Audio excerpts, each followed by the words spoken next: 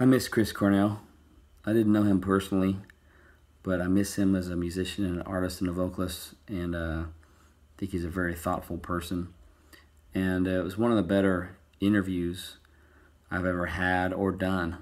I did this a number of years ago, and this is one of the interviews in Rockstars on God Volume 2. That's what we're going to talk about on the Heaven's Metal Podcast.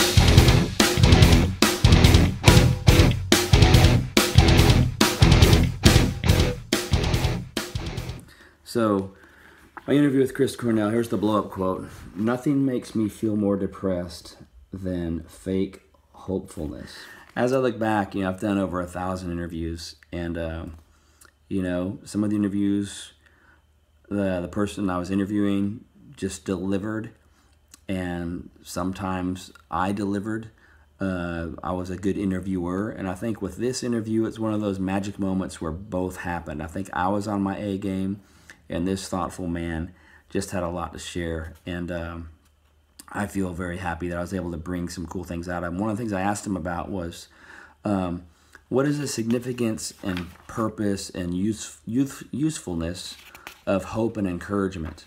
And so that was kind of cool. That he talked about hope and encouragement and how important that is. And it's kind of sad to look back at that now in retrospect and think about that.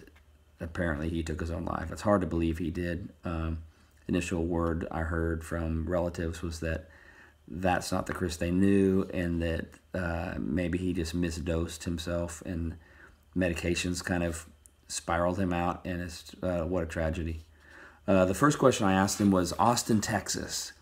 What are your thoughts on this fine city when you first arrive, when you're departing, and those random times when you're looking back, thinking about the city? And what was cool is this was a face-to-face interview. A lot of my interviews are done over the phone, and this one was in the kind of the garden area of the Four Seasons Hotel. It's a big high-rise hotel in Austin, Texas, in downtown. So it was a really nice area. And the people that were interviewing him before me were like a TV crew on camera, and they were running late, and I just graciously let them run late and didn't raise a fuss about it or anything. So my first question was, Austin, Texas. What were your first thoughts about when you first entered, and blah, blah, blah. And so what was funny is at the concert that night at Stubbs Barbecue, he says, hey, I was being, in between songs when he's talking, I was being interviewed by this journalist today, and he asked me about Austin, Texas. It's a great city, and I was like, wow, that never happens. Like, musicians never talk about their experience with a journalist. So I felt really validated and kind of cool. And me and my buddy Paul Rohrback, PJ Bostic, you have to have his solo album. PJ Bostic, Light Me On. Anyway, in between other songs, we were going, we want to hear more about the interview, and stuff like that.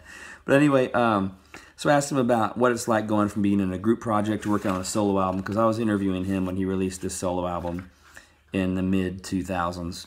And I asked him about what was the last unpopular stance you've taken, wondering if he'd ever taken something like what the Dixie Chicks did with the protests, and he was like wondering about maybe personal things like conflict in his life. What do you think is the significance of hope and encouragement, specifically for the artist, but also for the general person?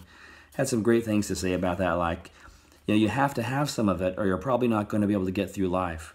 There has to be some amount of hope and encouragement and some spark of something that gets you out of bed in the morning, gets you toward the next day, gets you to work and through your workday and back home. I think that where that comes from isn't so simple necessarily.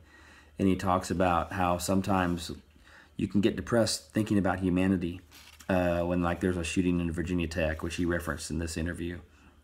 I told him that the music you've made over the years has seemingly captured some of the magic that the roots of rock and roll were a part of. In a way, it's like you've touched the spirit and captured the flesh. Have you ever done the opposite, reached out towards the flesh and captured the essence of the spirit? And he said he's probably done both of those things in equal measure, and had some interesting things to say about that. I asked him, what do you think about Jesus Christ? He said, I think he was like a really great guy. He was probably really smart, really caring, absurdly committed to his beliefs, smarter than, when I say smart, intellectually pretty damn smart and manipulative. Someone that could have done anything, been anything. I believe in the basic stories about his life because they're corroborated by people from different walks of life at the time. Some of them had more education, some had no education. This is really cool because he understood that history validates the person of Jesus Christ. And he validates that. And this isn't like from, some Christian musician that's being interviewed on TBN. This is Chris Cornell, Soundgarden audio slave. And I asked him, what do you think about his claims to be the way, the truth, and the life? No one comes to the Father but by me. These are two back-to-back questions that are real important to me. I think they're probably, if what I believe is true, those two questions are the most important questions of anybody's life to ever face. What do you think of Jesus Christ?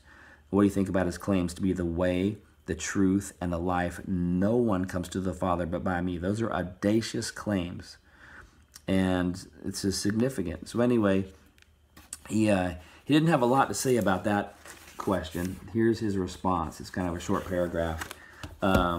He kind of talked about, I don't know, it's interpretive. What does it mean literally? And what does by me mean?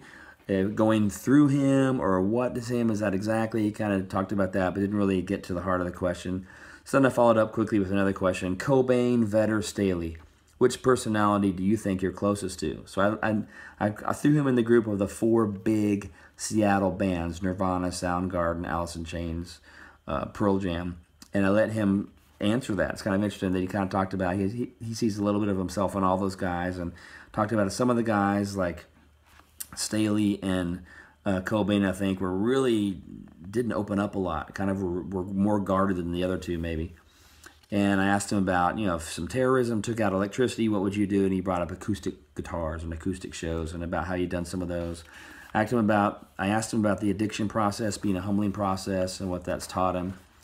And he had a big, long answer for that. And then I basically said, I want to respect your time. I've got 3 more questions to ask, but we're out of time here. And so I'll just read you all 3 questions, and you pick one. And so I read these 3 questions, and he just combined all 3 in his answer, which was kind of fun. So, what inspired you to breathe new life into Michael Jackson's Billie Jean? If you were going to go blind in 24 hours, what would you want to see? What perspective has fatherhood brought to your life? So he said, well, if I were going to go blind in 24 hours, I would want to sit with my children and watch Michael Jackson's Billie Jean video. Good one. Thanks, man. I appreciate it. And that was the interview. So that's my memories of Chris Cornell. We've lost, I think, probably the best vocalist. I really like Doug Pinnick. I think his voice is amazing. But Chris Cornell, he's like our generation's Robert Plant. Just a soulful, soaring, just this huge range of vocals. This dude was amazing. And such a, seemingly caring, touching, gentle, thoughtful man. And so that's my experience with Chris Cornell. If you want to read the interview, it's one of the best I've ever done. It's one of the best people I've ever talked to. It was awesome. You can get it. Rockstars on God, Volume 2. Anyway, join the discussion. Let's talk about this.